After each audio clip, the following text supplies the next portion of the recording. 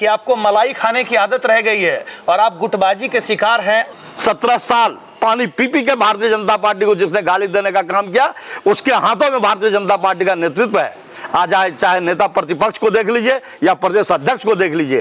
प्रकाश जी, आपके पार्टी से जाने पर क्या लगता है आपको, भारतीय जनता पार्टी और एनडीए को कितना नुकसान होने वाला है? आखिर कुछ लोगों के कारण दल से क्यों इस्तीफा दे दिए? आगे का स्टैंड क्या होगा ये भी बताइए कि आगे क्या करने जा रहे हैं? आज की भाजपा क्या है, आज की भाजपा की स्तर कितनी नीचे गिर गई है। जयंत सिन्हा के गुट में रहे आप और जयंत सिन्हा को टिकट नहीं मिला, इसके कारण आपने पार्टी तो नहीं छोड़ दिया? इलेक्टोरल बॉन्ड से पार्टी को चंदा नहीं दिया, इसके लिए टिकट का जनता जानना चाहती है कि क्या वो भी 150 करोड़ रुपया अगर इलेक्टोरल बॉन्ड से चंदा दे देते पार्टी के लिए तो उनका टिकट सुरक्षित रह जाता। एक और हजारीबाग लोकसभा के एनडीए प्रत्याशी का लगातार जोर आजमाइश अपने पक्ष में मतदान मांगने के लिए डोर टू डोर जा रहे हैं और दूसरी तरफ उनके पार्टी के लोग ही पार्टी से इस्तीफा दे रहे हैं। हमारे साथ इस्तीफा देने वाले में प्रकाश मिश्रा जो पूर्व जिला अध्यक्ष और प्रदेश कार्य समिति सदस्य भी हैं, मतलब बड़े पद पर आसीन रहिए।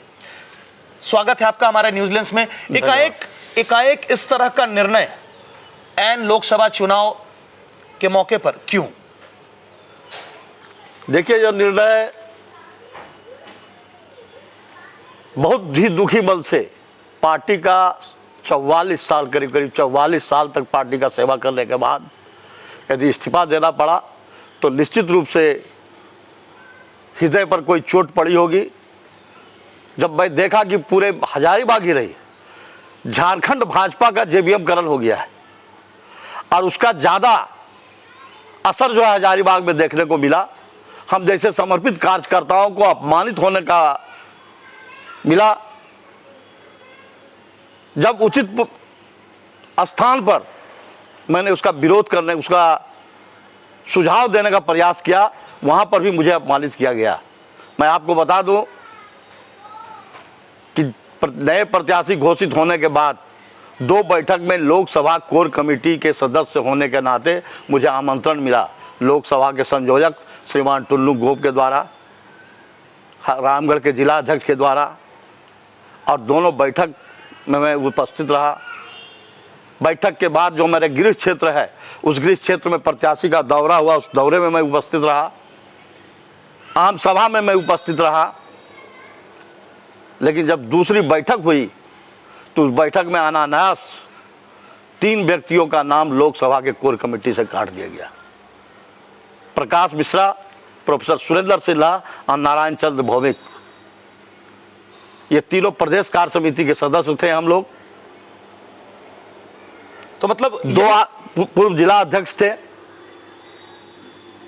उसको भी हम लोगों ने बर्दाश्त किया। उसके बाद भी पार्टी का काम जारी रखा।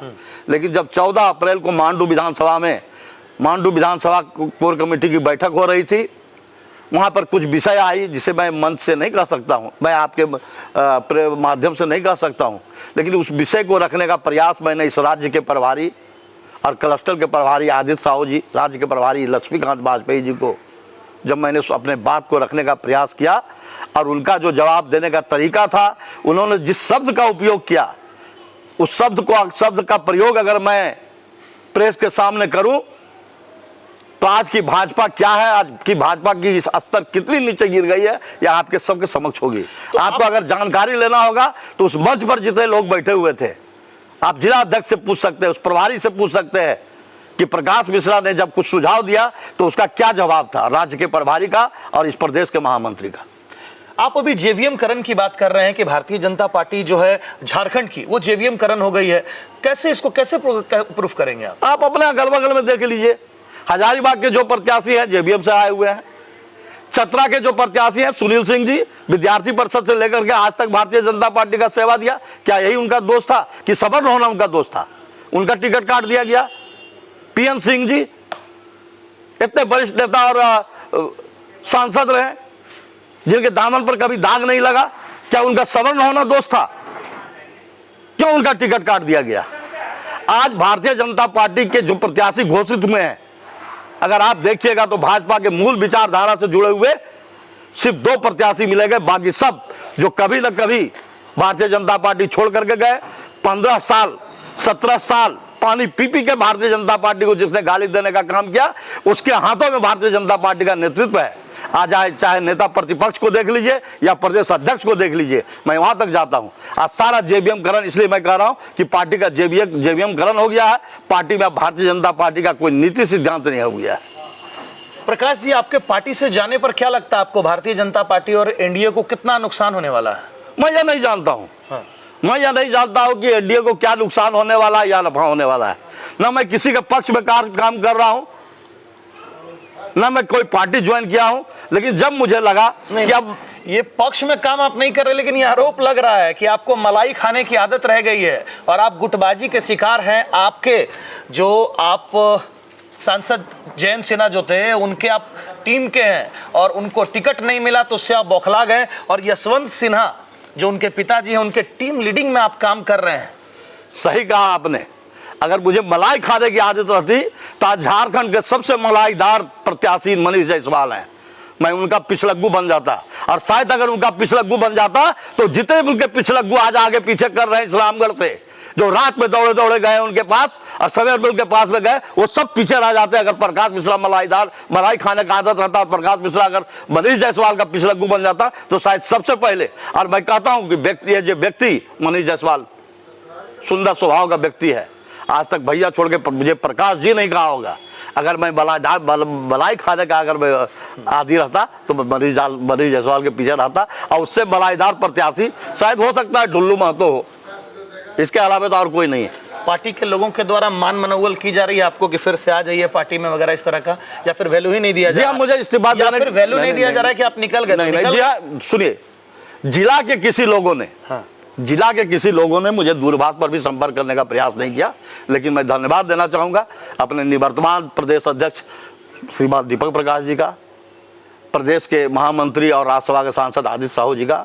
इनका फोन पर बात आया, इन्होंने कहा कि आपका इस्तीफा स्वीकार नहीं हुआ है, आप पुनर्विचार कीजिए। निश्चित रूप से उन लोगों ने किया, लेकिन जिला के लोगों को लगता है कि मेरा कंटक निकल गया, उचित शब्द उचित मार्गदर्शन वाले लोग, मतलब जो जिला के लोग आपको वैल्यू जिला वो इसको आप जो भी कह सकते हैं, आप उसको वैल्यू कहते हैं। और मैं कहता हूं कि उनको अपने रास्ते में एक बाधा जो लगती थी, हम लोग बाल स्वयं सेवक रहे भारतीय जनता पार्टी के। और अगर आप कहिएगा तो मैं थोड़ा और अगर पीछे जाऊं तो 89 में जब प्रोफेसर जदुरात पांडे पहली बार चुनाव जीते थे, प्रकाश मिश्रा उस समय भी उतना ही नजदीक जदुरात पांडे से थे, उतना ही उनके प्रति वफादार थे जितना जयंत सिन्हा के प्रति क्यों वफादार नहीं हो रहे हैं? इसलिए कि इनके जो कर्णधार हैं, वो कर्णधार नहीं चाहे कि हम लोग जैसे लोग रहें। तो कुछ और इस पर कारण आपने दल से कुछ लोगों ने नहीं, मैंने इसको यही बात तो मैं कहा, मैं 14 अप्रैल को इस बात को रखने का प्रयास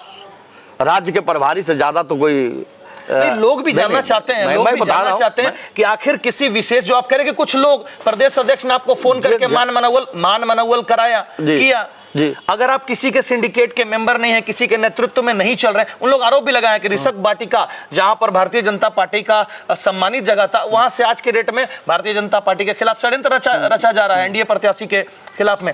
तो आप आखिर कुछ लोगों के कारण दल से क्यों इस्तीफा दे दिए? आगे का स्टैंड क्या होगा ये भी बताइए कि आगे क्या करने जा रहे हैं? दल से इस्तीफा तब मैंने दिया जब मैंने अपने इस शिकायत को उचित फॉर्म पर रखा, प्रदेश के महामंत्री और इस क्लस्टर के प्रभारी के सामने, इस प्रदेश के जो प्रभारी हैं श्रीमान लक्ष्मीकांत वाजपेयी जी, उनके सामने, और उस पर जो हमको जवाब दिया गया, उसके बाद 14 अप्रैल से 4 मई तक मैं इंतजार करता रहा, शायद कोई कार्रवाई हो, कुछ बात बदल हो, कुछ रास्ते पर ट्रैक पर लाया जाए, हम लोग इससे लोगों को सम्मान मिले, हम लोग काम करेंगे। लेकिन जब 4 तारीख तक जब हम देखें कि पूरा प्रदेश भी धृतराष्ट्र के रोल में है, मैंने पार्टी से इस्तीफा देने का काम किया।